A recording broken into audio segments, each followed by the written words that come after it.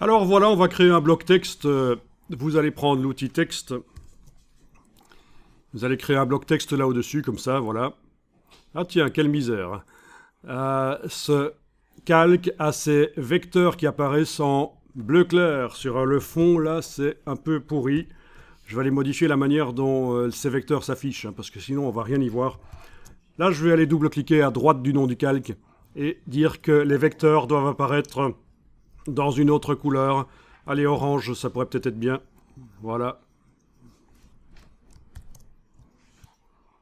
Ensuite, ce bloc texte, je vais le positionner de manière à ce qu'il colle à la marge du dessus, parce que vous avez des marges.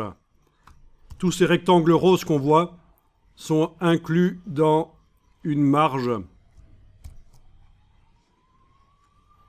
D'accord, vous voyez la marge? Attention que ceci, c'est le bord de la page. Et ceci est un bloc qui déborde et qui ternit le blanc de la page. C'est une astuce pour que les images aient l'air plus contrastées, lumineuses. On peut ternir le fond de page grâce à de l'encre. C'est ce qui a été fait ici. Ce sont les blocs qu'on voit là. Mais vraiment, le bord de page, il est là.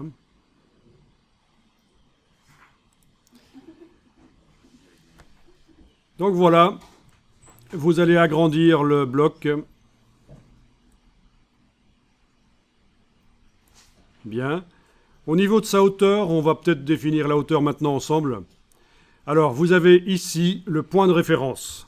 Ça indique quel est, quand je vais aller modifier les valeurs de hauteur ici, quel est le point du bloc qui ne bouge pas. Ben, je dois indiquer un des 3 points du bas parce que je veux que le bloc colle à la marge là, et c'est la partie du haut du bloc qui va bouger. Donc, on doit indiquer n'importe lequel des 3 points ici de référence, du bas.